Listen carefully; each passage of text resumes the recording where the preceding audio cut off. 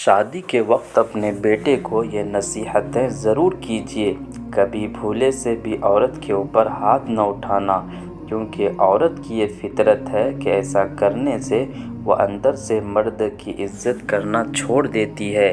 اے میرے پیارے بیٹے، یاد رکھنا کہ کوئی بھی ہمارے کھانے کا محتاج نہیں ہوتا۔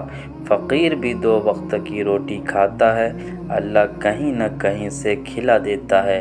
بیوی رکھیل یا ملازمہ نہیں ہوتی کہ جو تم چاہو اس کے ساتھ سلوک کر لو، وہ گوارا کر لے گی، کیونکہ اللہ پاک نے یہ قانون رکھا ہے کہ اگر مرد عورت کی توہین پر توہین کرے تو وہ عورت اس مرد کو چھوڑ دے، اس پر کوئی گناہ نہیں، لیکن تمہیں تمہاری زیادتی پر اللہ ضرور پکڑے گا۔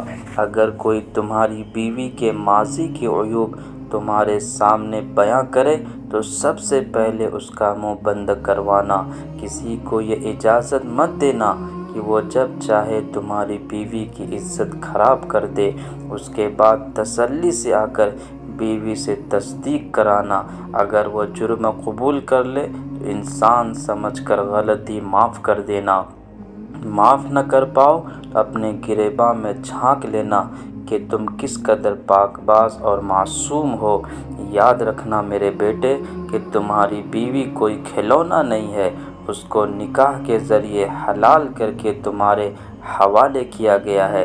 اگر اللہ چاہے تو اس کو حرام کر سکتا ہے اور پھر کسی دوسرے مرد کے لیے اس کو حلال کر سکتا ہے۔ یاد رکھنا کہ تمہارے خراب رویے کو بیوی تب تک برداشت کرے گی جب تک تمہارے لیے اس کے دل میں محبت ہوگی۔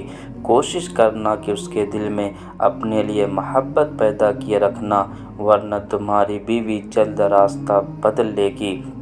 میرے پیارے بیٹے، بعض دفعہ مرد اس کے ساتھ انتہائی سفاکی کا سلوک کر رہا ہوتا ہے اور یہ سوچ رہا ہوتا ہے کہ اب میرا اس کے سوا کوئی بھی نہیں، میں جو چاہوں کر لوں، یہ کہیں نہیں جا سکتی۔ تم کبھی ایسا مت کرنا، کیونکہ اللہ سب کا ہے اور مرد کی یہ سوچ بالکل غلط ہے، کیونکہ عورت اپنے شوہر سے محبت کرنے والی ہوتی ہے، اپنے دل کے ہاتھوں مجبور ہوتی ہے، لیکن اگر یہ ظلم اور سفاکیت بڑھ جائے تو اپنے دل سے محبت، اخلاص سب کچھ نکال پھینکتی ہے۔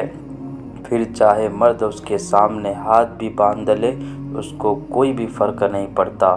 یہ وہ باتیں ہیں جو ہر باپ اور ماں کو اپنے بیٹے کو شادی کے وقت کرنی چاہیے اور اس کو سمجھانا چاہیے تاکہ وہ آنے والی ایک مکمل انسان کی عزت کر سکے۔ لیکن افسوس کی بات ہے کہ ہمارا نامکمل معاشرہ عورت کو سمجھاتا ہے، عورت کو تو نصیحتیں کرتا ہے، لیکن مرد کے معاملے میں بھول جاتا ہے اور نظر انداز کر دیتا ہے۔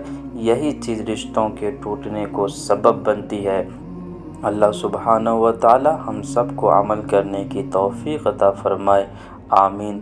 اگر میری یہ ویڈیو آپ کو اچھی لگے تو لائک کیجیے، سبسکرائب کیجیے، آپ کا شکریہ ہوگا۔